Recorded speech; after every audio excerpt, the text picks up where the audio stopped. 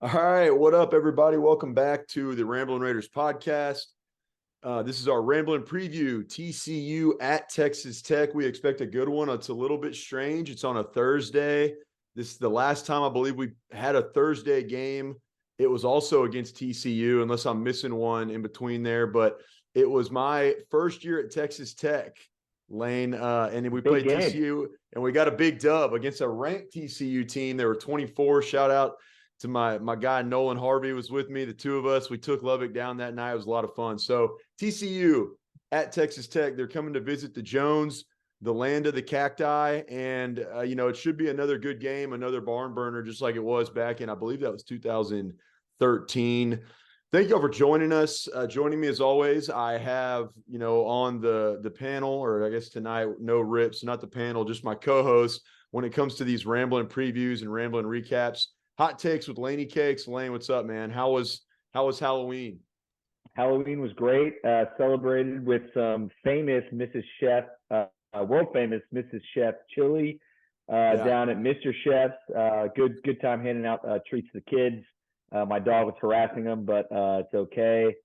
They made it out of there with candy and no bite marks. Thank goodness. So. Lane did a good job. Willie, we're still getting him dialed in when it comes to handing out the treats. But yeah, we had a lot of kids come around the block over here. I was glad to have Lane and Mrs. Hot Takes with us, dressing up as the Beatles, and I think we did a pretty great impression of the Beatles there. I was gonna say the trio, If only I could. The band. If only I could grow a natural stash, it would have been better. But instead, I had to go fake because I did not inherit the genes that you did when it comes to nice facial hair growing in. Hey man, we were the reincarnation of the Beatles, and honestly, I knew, like, since I started the stash a couple of weeks ago, I knew I had to incorporate that into my Halloween costume and actually make it the focal point of my Halloween costume. So I'm glad y'all rode along with me doing the iconic band there. And it was fun Halloween, good time.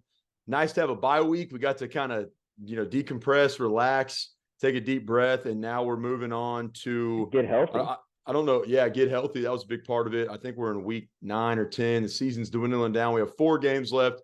Tomorrow's is a big one. If you're listening to this, it's probably the day of. So today's game is a big one. I want to plug our social medias real quick, guys. If you don't follow us already, we're on Facebook. Our page is Ramblin Raiders Podcast. We're also on Twitter at Ramblin Raiders, Instagram at Ramblin Raiders, TikTok at Ramblin Raiders, and I believe, X. Platform X is at Ramblin Raiders. Instagram or Twitter at Ramblin Raiders. Not Twitter, sorry, damn it. TikTok at I'm getting all these things mixed up. X, and then TikTok's at Ramblin Raiders. Basically, just type in Ramblin Raiders. You can find us on any of the major social media platforms. Also, our website, ramblinraiders.com. Go copy some merch. You can get you one of these hats, or you can use the promo code Ramblin, all caps, at pinitpatchworks.com. I'm going to plug them again later in the episode to get you one of these. Both of them just best as far as merch goes, the best drip in the game when it comes to Texas Tech lids. Go get you some and, up your wardrobe for game day in the 806 or anywhere you choose to, the pleasures of watching Texas Tech athletics. Okay, before we get into our kind of main content tonight, TCU at Texas Tech, I'm calling it the Battle of Mid, and we're going to break that down, just two teams that are not where they want to be. I want to first start off by talking about a legendary coach, really unfortunate news breaking a couple of hours ago I saw it on X first. I'm sure it's really made its way around social media and regular media.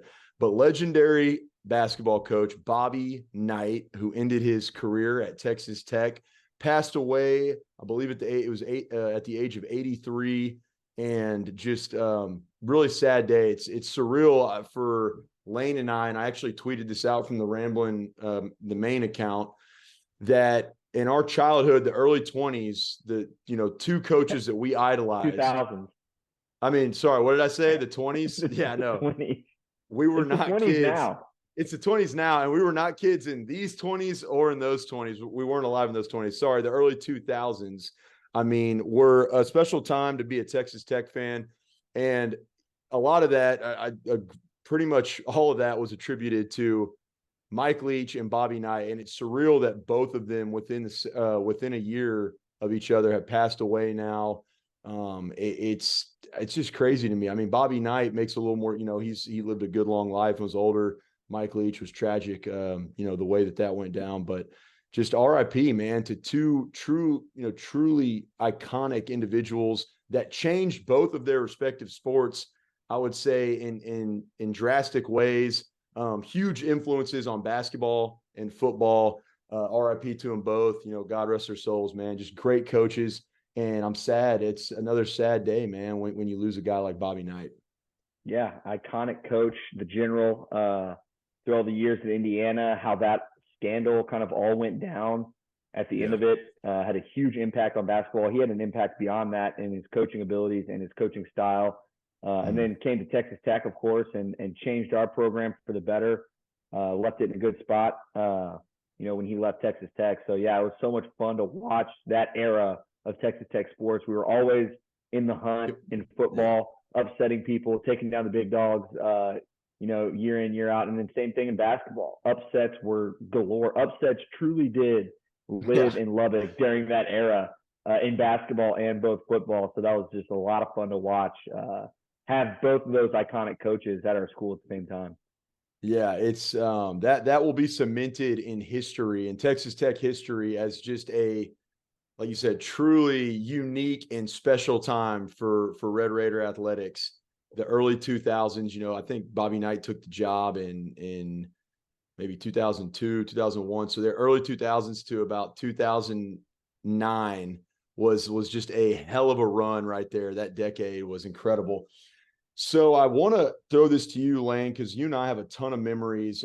Your favorite, in honor of the late legend Bobby Knight, man, give me your favorite Bobby Knight moment, favorite Bobby Knight memory. Favorite on-air moment?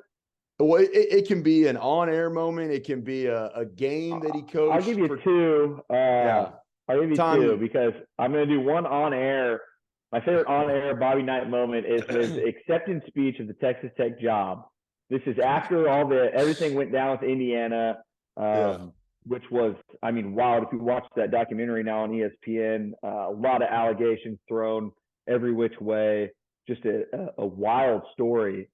And then he comes to Texas Tech, and the first thing he says when he's announcing his acceptance of that job, and they're kind of introducing to the fans, is he says, "This is the most comfortable red sweater I've worn in years."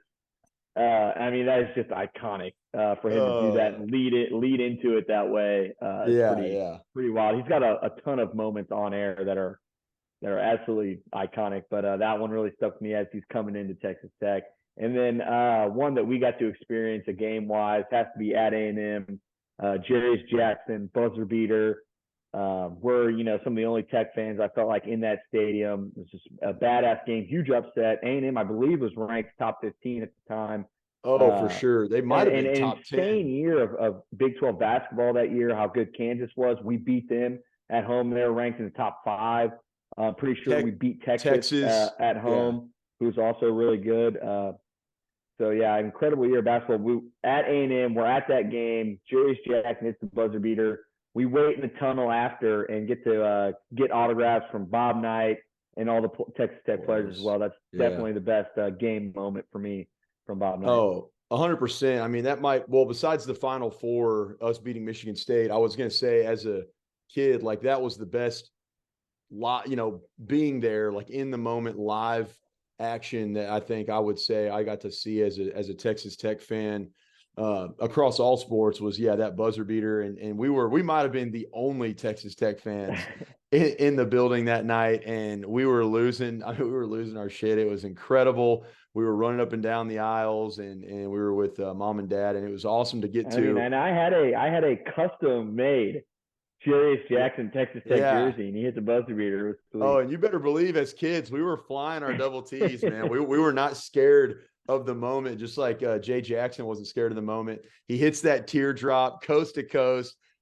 I don't know if I've ever seen the wind sucked out of a building quicker than that. And there was also just a hilarious line. Looking back, I remember, I think you or Dad heard it, and we were talking about in the car, but some guy was sitting there and he goes, "I'm so damn tired of losing to Texas Tech? Because we were at that point we were kicking like we were kicking their teeth in football. We beat them twice. We beat A&M at home that year and on the road in basketball. Yeah, and Leach was giving it to him on the backside in football as well. So this was a time period where we were just really dominating A&M on the court and on the field. And again, I mean, with AC Law, this A&M team is ranked. They're top 15, 15 they're in the hunt, top 10. They're ranked. The Big 12. They're good. And I just remember some guy going, he goes, I don't understand it. He goes, I won't say that. He goes, I'm so GD tired of losing to Texas Tech. And it was awesome. And then getting to wait around afterwards, meet the players, but in that moment, meet Bobby Knight. I also got to see Bobby Knight speak. I'll say my favorite moment was going to Bobby Knight basketball camp, flying all the way from Houston to Lubbock, my first time in Lubbock. With some friends, and Lane was there as well, I believe, that second year. I can't remember did you go at all to that? You might have been. I went to good old Pat Knight camp. That's right. That was just me and one of my buddies, Tanner, our childhood friend who has family out in Lubbock. We flew out there and we went to Bobby Knight camp. And another iconic line is we get there, and again, we're a bunch of kids. I mean, 5th grade, what have you, and we're at Bobby Knight basketball camp. He comes out, he's talking to all the students. I'll never forget, or all the kids. Campers, and I'll never forget, he goes, hey, blah, blah, blah, talking about basketball. And he goes, but real quick, you guys are, y'all are maturing in this moment. You're going to stay in the dorms overnight. This is a big responsibility. He goes, I want you all to turn around and do me a favor. And he goes, look at your mommies. Go, turn around and look at all your mothers. And we all turn. Our moms are sitting there. And he's like, I want y'all to wave at your mothers. And everybody waves. And then he goes, now turn around. He goes, now look at me. He goes, I'm not your mommy. And so I don't want you acting up. And he just went into this like tirade of, he goes, I'm not your mother, and I expect you to behave yourself and conduct yourself accordingly here at Bobby Knight basketball camp. And it was just like cuts to the chase, vintage Bobby Knight. Also, it's a couple quotes. I tweeted one out. The critics can kiss my, I hope they bury me upside down so my critics can kiss my ass. I mean, that's one of the best lines. And all I put out there, the haters can pucker up today and give it a kiss, man, because Bobby Knight was one of a kind, despite all the controversy. And I know he was a colorful character, and there was, maybe not had some issues and wasn't perfect all the time. One thing you can't dispute is that Bobby Knight was a winner, and his coaching style changed the game. He garnished respect from the players that played for him. He knew how to help a coach basketball. That's for damn sure. He's one of the best coaches to ever. You can question his methodologies, but at the end of the day, he was a great leader because he got results and he was productive. So that one, and then obviously the other real quick quote I was going to say was, I deeply hope we beat their ass on College game day. Handing out sweaters today, right? This is the anniversary, recording this right now, handing out the Texas Tech sweaters to all the game day panel because he said they dress like shit. And so, I mean, it was at Bobby Knight. They just don't make them like Bobby Knight anymore. RIP to the coach. We'll move on from there. But crazy that we've now done a kind of honorable moment for Mike Leach and Bobby Knight again. It's just wild, man, that we're not that old, and two of our childhood idols are no longer with us. So RIP Bobby Knight, you will be missed, and thank you for all your contributions that you gave to the game of college basketball and specifically Texas Tech University. Lane, another interesting tidbit that we found out today on the platform formerly known as Twitter, now X, is they released the football schedules for the new Big 12 for the next 4 seasons. A lot of people were upset, and I rightfully so. And what I want to ask, the question I want to pose and just kind of speculate on here, do you like the format they went with, which was they have 4 protected rivalries? It's BYU, Utah, TCU, Baylor, Arizona State, and Kansas State are the teams that will play in football every single year, the rivalries that they're not going to touch. Everyone else, you're just, circulating, and it's kind of a luck of the draw thing. And, whoever you match up with is who you're going to have. I've been supportive of, I always mess up his last name, but our new Big 12 commissioner, Yormark. I saw, we did get some constructive criticism that people do not like it when we mispronounce names on this podcast. So I'm going to make sure we get it right. Green Or I jacket, guess, gold jacket. Who gives a shit? or I guess we could just give him the Bobby Knight, the Bobby Knight mantra, and that y'all can kiss our ass.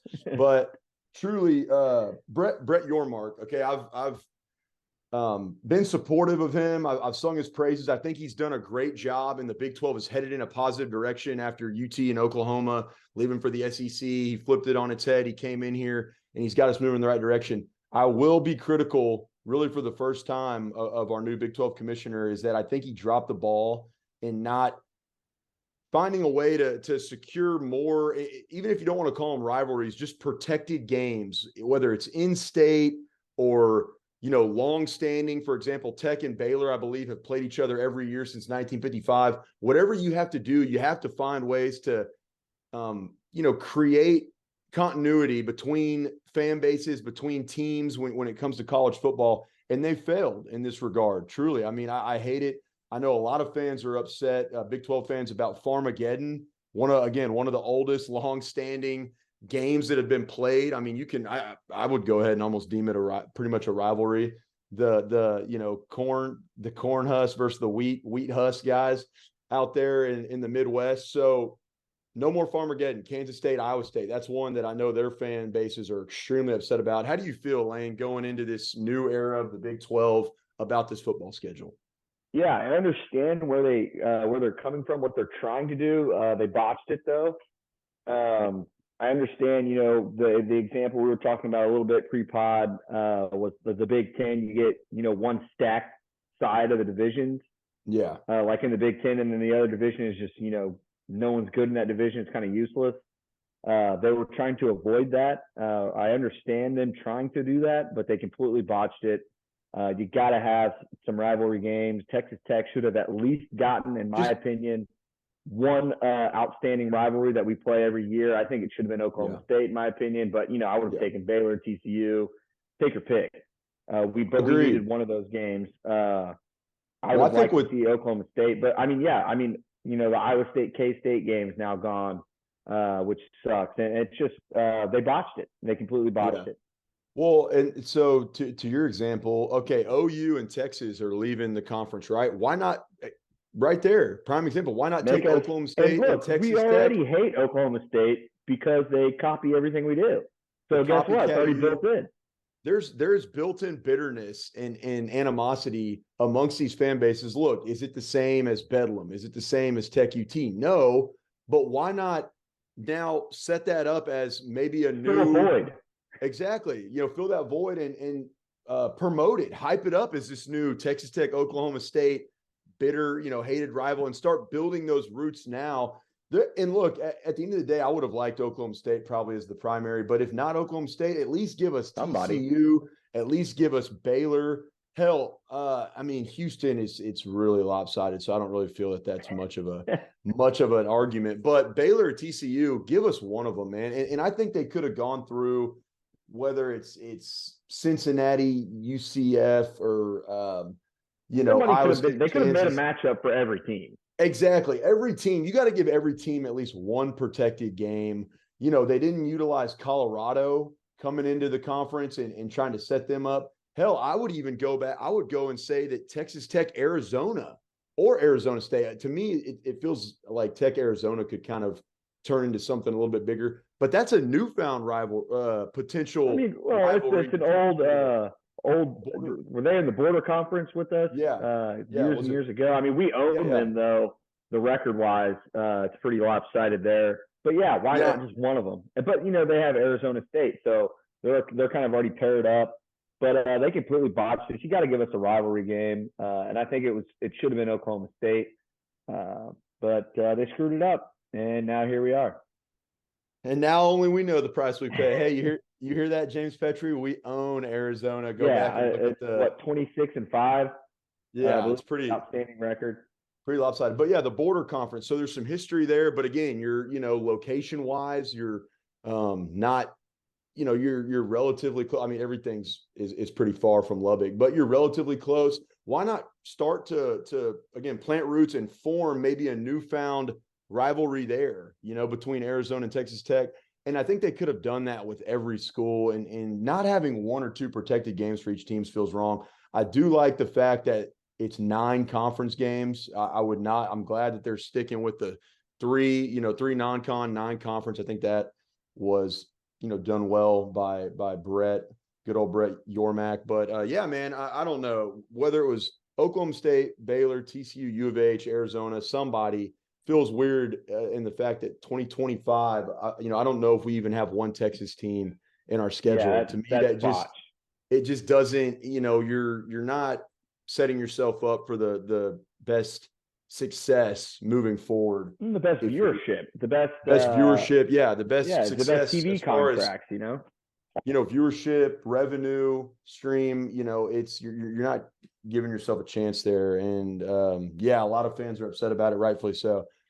Real quick, I want to do our sponsor plug again, Pennant Patchworks. Guys, head over to pennantpatchworks.com. Use the promo code RAMBLIN, all caps, RAMBLIN, promo code to get 10% off at checkout for however many hats you're going to buy. Your total purchase, you're going to get 10% off using that code. This is the new hat I just got. I have 2 of them from there, and I'm my wife's trying to keep my phone away from me so I can't log on and continue to just buy every hat that they make. They have the best lids for Texas Tech fans when it comes to Texas Tech drip. I love their hats. Go get you one of those, and then also follow up by going to ramblinraiders.com and looking at our nice hat selection that we have as well. But thank you, Pennant Patchworks, for your sponsorship and partnership with Ramblin Raiders. Okay, let's move on, Lane, to our main segment for tonight: TCU versus Texas Tech. The battle of mid. Despite the preseason hype, both these teams are in a position that they don't want to be in. Everybody was talking them up as outside contenders to win the Big 12. TCU coming off the best football season they've ever had in program history. Texas Tech coming off a season in which we had a lot of momentum, a lot of returners. Both teams were looking to do big things, and they find themselves, Tech at 3-5, TCU at 4-4. Really, the winner of this game, I think, sets himself up at a shot to make a bowl game. The loser, outside shot for Texas Tech. Tech's going to have to do something remarkable on the road if they want to make it. TCU, if they can get this dub, they're 1 win away. But disappointing seasons for both, I would say. And another, there's a lot of, kind of different correlations between these two teams. But another one, both teams are playing with their second string QBs from the start of the season. How do you size this one up, Lane, initially? And actually, hold on, before we even get into that, I do want to, talk about the last 2 weeks, because we, have been putting out the rip every single week. We took 1 week off because it was a bye for Texas Tech, and we had, a lot of different things going on in our personal lives. But after the Kansas State game, we didn't do a Kansas State recap. We didn't do a BYU preview, and we didn't do a BYU recap. So I apologize to our listeners. I know we haven't been keeping up at a consistent clip this season. I will say I have never had a football season affected by more weddings than I've had in 2023. And you know what? I'll give Lane this. At least Lane's was week 1 against a Wyoming team that you expect to beat, but it's, first week, non-con, not a P5 team. But after that, man, between weddings and bachelor parties, I have not gotten to watch I think the only 2 games I've gotten to watch real time, start to finish, was Oregon and Baylor. And then also I was at a bar at a conference, and I got to watch all of the U of H game. But everything else, I had to go back and rewatch it, the next day, because I've been busy, or later that week before we recorded the pod. So yeah, been a lot of going on. Watching. A lot of fun watching. Can you believe the past 2 months I've been to 4 weddings and a honeymoon in between it all? I absolutely believe that, because I know I've been to at least 2 of those weddings myself, and another additional wedding separate from yours, Lane. It's I guess 'tis the season of love, man. Everybody is finding love out there these days. Yeah, it's been a lot of watching on phones, which isn't ideal. Hey, but we find a way. Great time to be a wedding planner right now. It seems like the market's hot.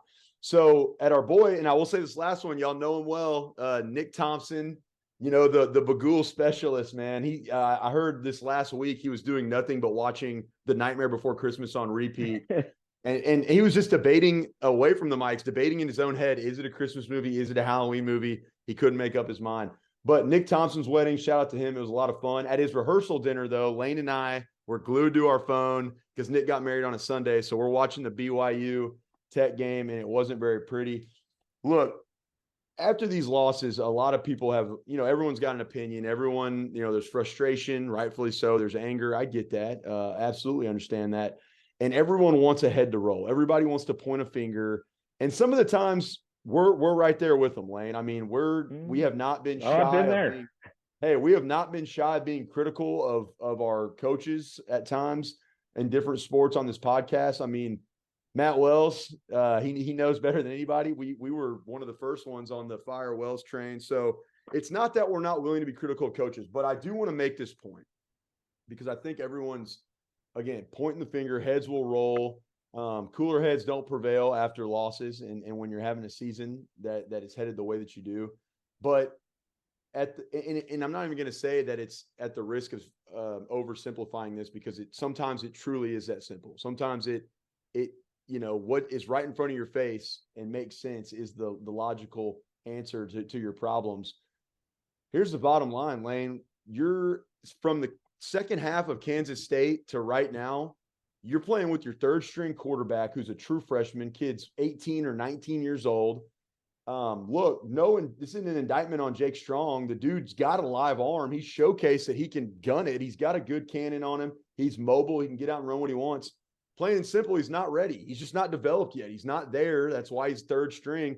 He's got as many picks as he does quarters played, not to mention botched handoffs, issues in the backfield, fumbles. Dude's, has been a turnover machine. He's young. He's inexperienced. That's what Kittley's working with. That's the hand you're dealt, man. There's not shit that you can do in that situation. After watching the half of Kansas State game, and then him knowing he was going to start that next game, it was going to be a loss all the way. There's not much you can do with it. It's not on him. It's not on the coaching staff. It's just the way the dice roll over starting a true freshman third string quarterback, and it's just not ideal to have success with that happening. And sure, I know in the Kansas State game, whether we wanted to admit it to ourselves or not, the minute Jake Strong trots out there as your play caller, it's over. That game is done. You are not going to win that game at that point. It's like a 99.9% chance that you're going to lose. Could you, were there positions where we shouldn't have, the 4th and 1 or whatever, where we and allegedly this is what was said in the presser that Strong audibled into that. Checked into it. Yeah, he checked into that deep pass, which I'm not even blaming Strong. As a coach, you got to tell him, hey, you've never played You're not checking out of this play. Down of Division I football. You're not checking into shit. You're sticking with the play that's called in the field. And that's part of the inexperience. That's part of a true freshman quarterback, 18-year-old, thinking he's going to, go for glory and gun a deep ball on 4th and 2 in your own territory. And it's just that those are the little things that come back to get you right there. He's not ready. He's inexperienced. He said, F this. He goes, we're going to win the game right here, right now, coach.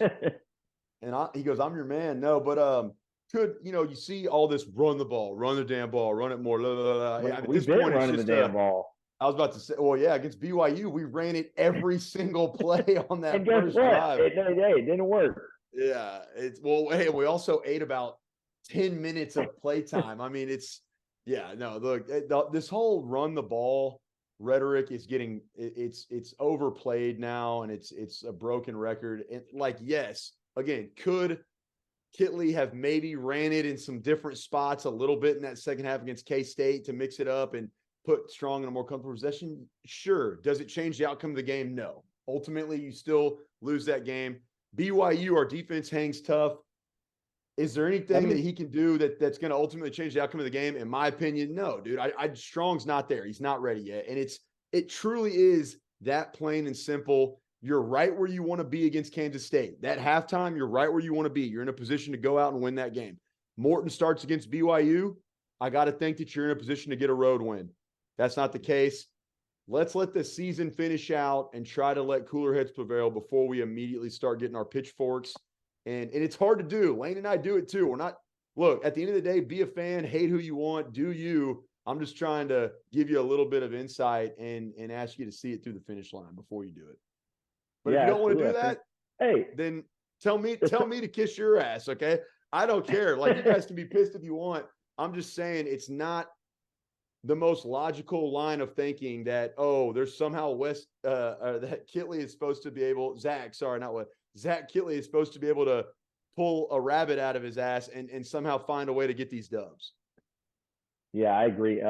Look, we'll see what happens tomorrow night, or I guess as the listeners are listening to it today. Yes. We'll see what happens tonight in the TCU. This is a big one. This is to remain somewhat alive to reach a bowl game. You got Morton back off of 2.5 weeks of getting healthy. Yeah. So I mean, this is a big one. We got Morton back, our quarterback back. Can we protect the ball? And not, I mean, whoever wins the turnover battle in this game, I think wins it. Yeah. And that was a perfect transition laying into this next point. Is kind of the TCU breakdown, but then also what is Texas Tech playing for at this point? Truly, and this is something we hadn't got. Yeah, I mean, this is something we hadn't gotten to talk about because, like I said, we've missed some recaps and some previews over the last 2 weeks. All the preseason hype that you had clearly is out the door. I mean, right now you are lucky to make a bowl game. Making a bowl game is salvaging. At this point in the season, is salvaging what you have left. Shit to stink. Yeah, it's taking you from what's he say? It's taking you from shit to stink. Yeah, exactly. But the season, as far as, I mean, it's going to be a disappointment from where we started to where we're going to finish. From the hype, It's from the hype, the preseason hype and accolades and all the talk and BS that we were doing before the year. You're not going to get to that point. And I mean, even winning out, you're going to be 7-5 with a chance to repeat what you did last year. No, what you can do if you win out, you talk about pull a rabbit out of your ass. You go out and you win out. I mean, the Joey train, the Zach Kitley train is back. It's back on track. It's back on track. We're the shit. Chance to win an 8th game in a bowl game. So you win out. Sure, you salvage the season and you hit all your goals, in my opinion. Chance to win that bowl game to get to 8 wins. But look, on the road against Kansas, tough. On the road against UT, tough. Likely you're going to be looking at hopefully getting to 5 wins. Yeah. So, no, you're right, man. It's just at this point you're playing for pride. You're playing to win home games. In this game in particular, you're playing to win the recruiting battle. TCU is a direct competitor with a lot of these Texas kids, high school kids and even portal guys that Joey McGuire and co. are actively pursuing each year in and year out. This is a big win in order to secure some of those future 4 stars, maybe 5 stars that you want to try to bring into your program. So there's still a lot to play for. You win your home games, you set yourself up with either doing the what would be hilarious in Austin to finish your season if you can't get it done in Lawrence, go to a bowl game, and we've seen Tech do that before at 5-7. Or 5-6, win that last game to become 6-6 bowl eligible. In Austin. Yeah, we've seen it happen. So you could be in that position, or you could go on the road and get squirrely against a Kansas team that's really good and maybe pull one out there. So you got to win your home games. It starts tomorrow with TCU. And I will say this, if you lose this game, things, I mean, really get away from you. I mean, they're already trending in the wrong direction, right? I mean, the shine is off this staff. I still believe in JM. Don't take this and run with it. I believe in Joey McGuire. I still believe in Zach Kitley. Despite, I mean, I think 75% of our fan base wants him fired, which I think is kind of ludicrous right now. I'm not calling for anybody's head. I'm still a believer in what this staff can accomplish, but I'm not going to sit there and lie and say the shine hasn't come off of them this season to an extent. Yeah, shine has certainly come off. The momentum is down. Like we're struggling to kind of get back and regain some juice with the fan base and with this team moving forward. So you got to play for pride. You got to play to get to a bowl game, set yourself up, win your home games, and then go out and do something crazy to get to a bowl game. TCU breakdown, man. These teams are, again, I said it earlier, they have a lot of correlations with one another, and they're identical in a lot of ways, in different ways. Both of these teams have elite running attacks. You got Amani Bailey he's ranked 12th in rushing yards, has 851 on the year, averaging 5.8 carry. That's TCU's running back. And then y'all know our guy Brooks Time, he's 9th in the country, has 887 yards on the season, and he's averaging 5.5 a carry.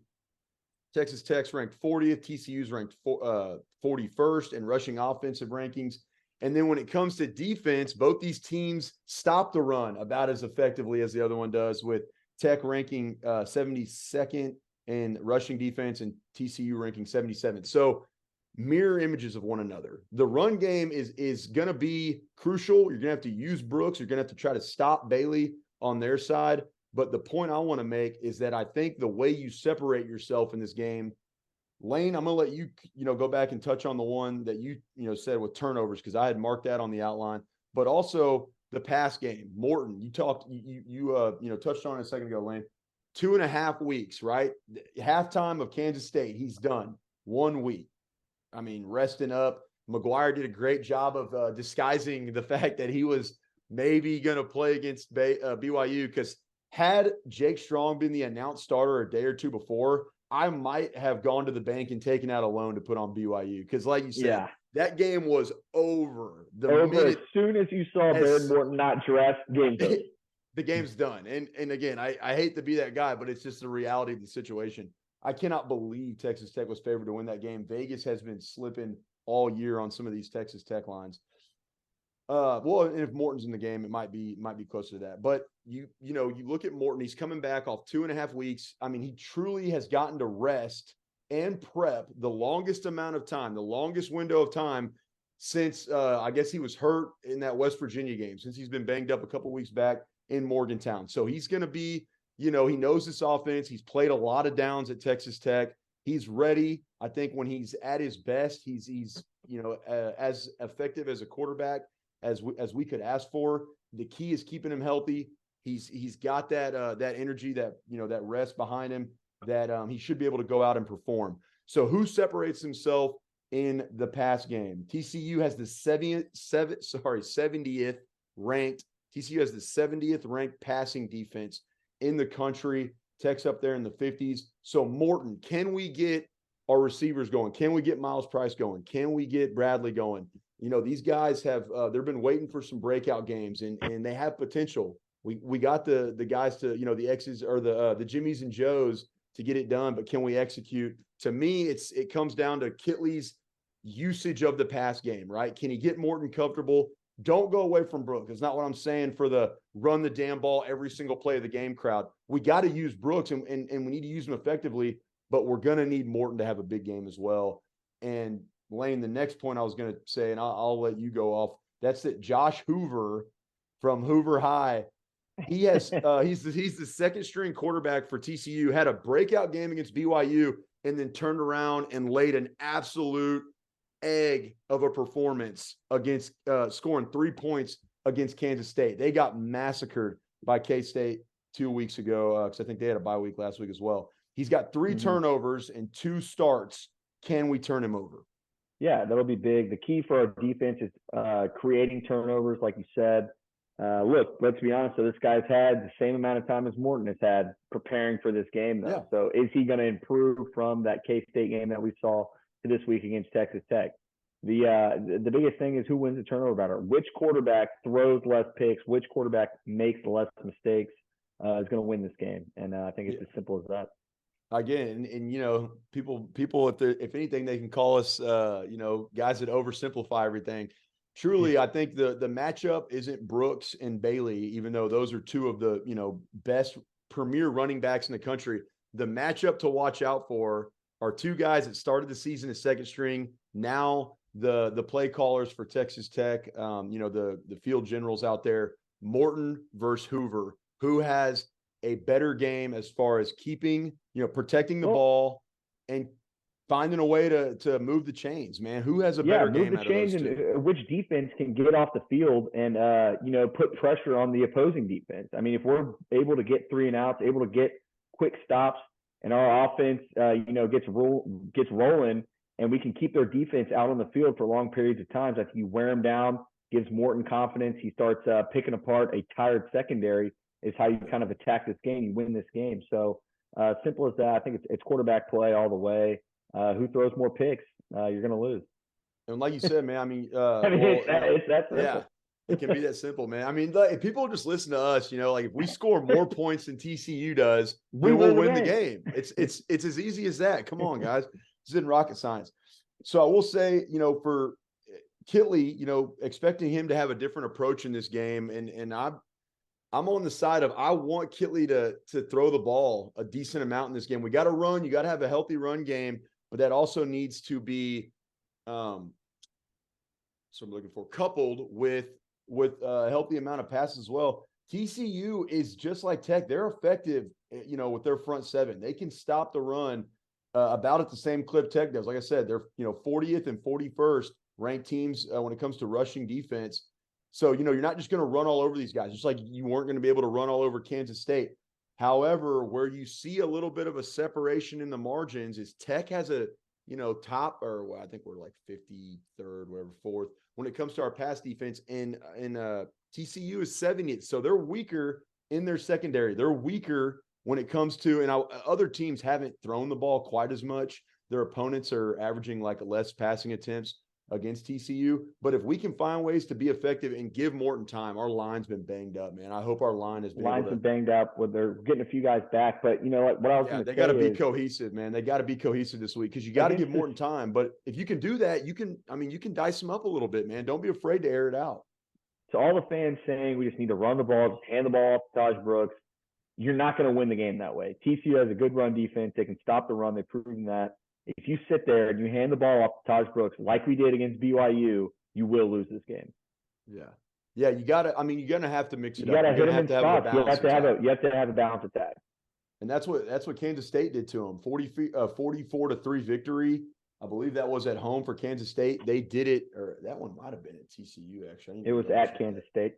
Okay, that's what I thought. It was at Kansas State. That's another thing. Our crowd needs to get going and get rocking and get in the head of the young quarterback.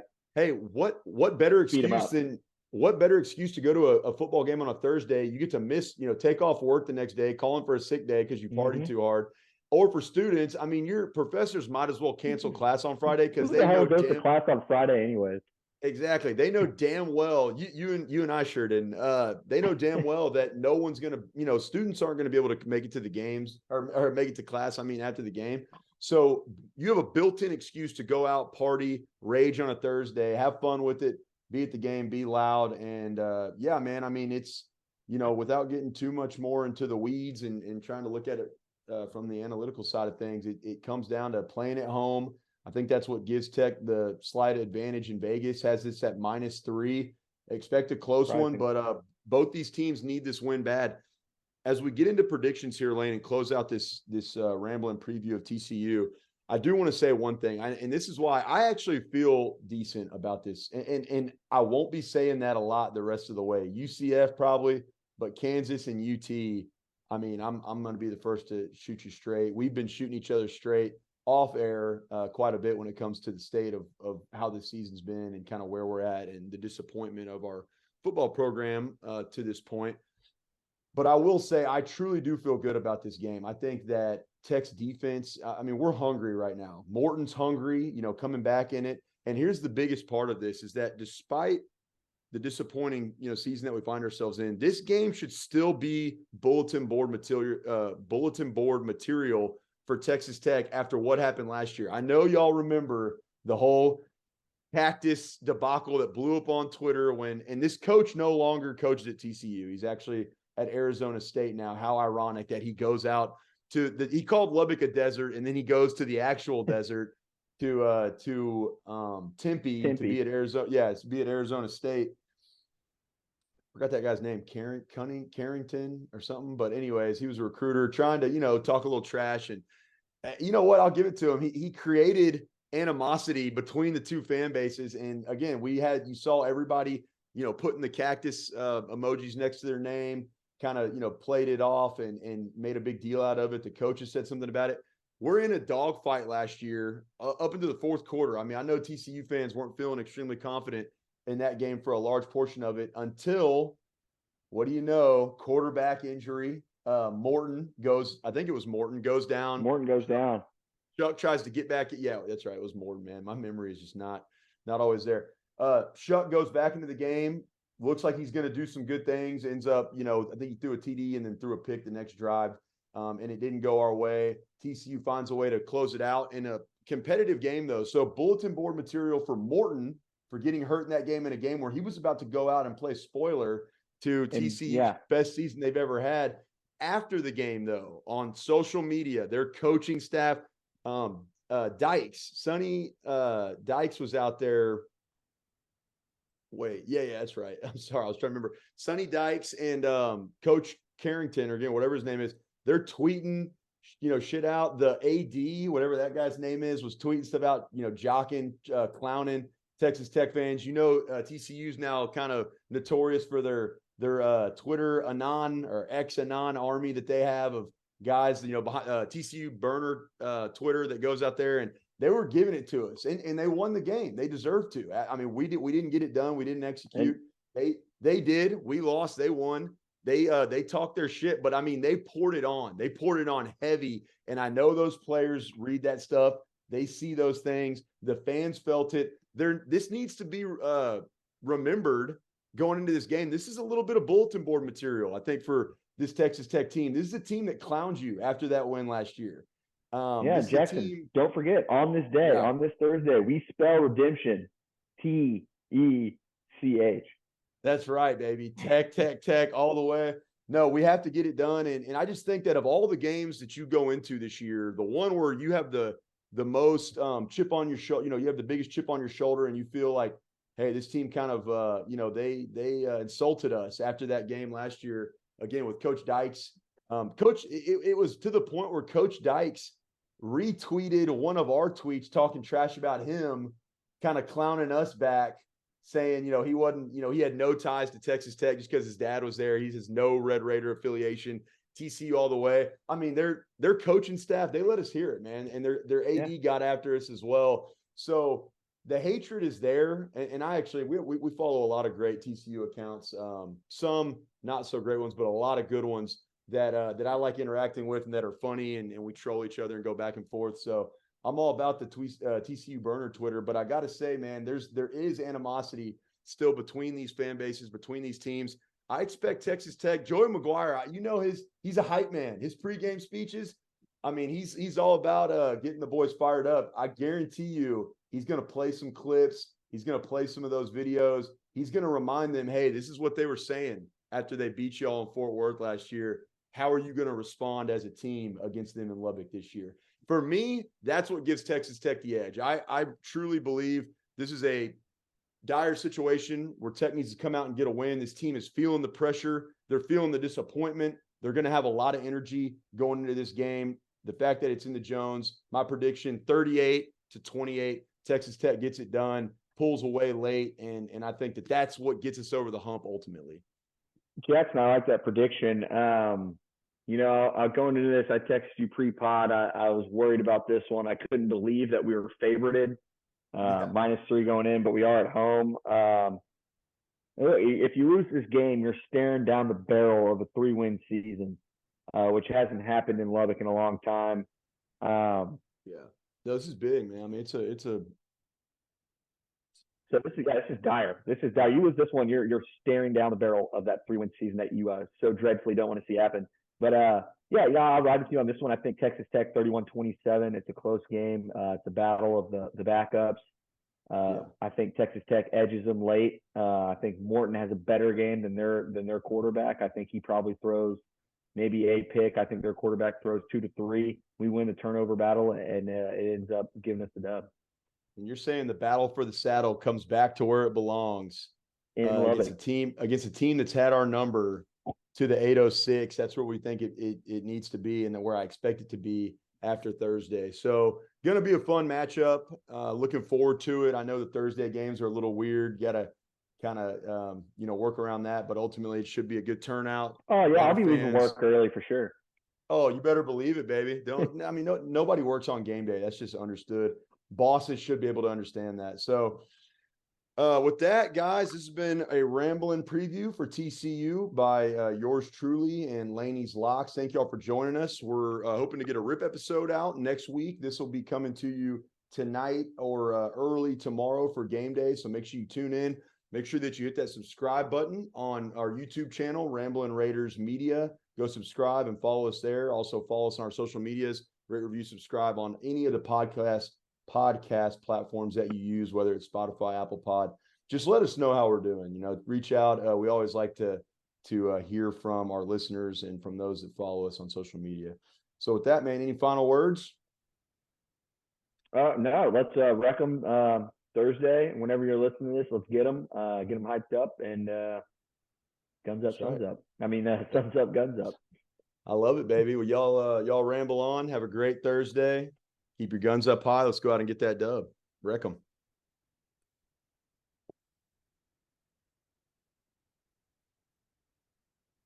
And then they get to see my face one last time right here before we exit out.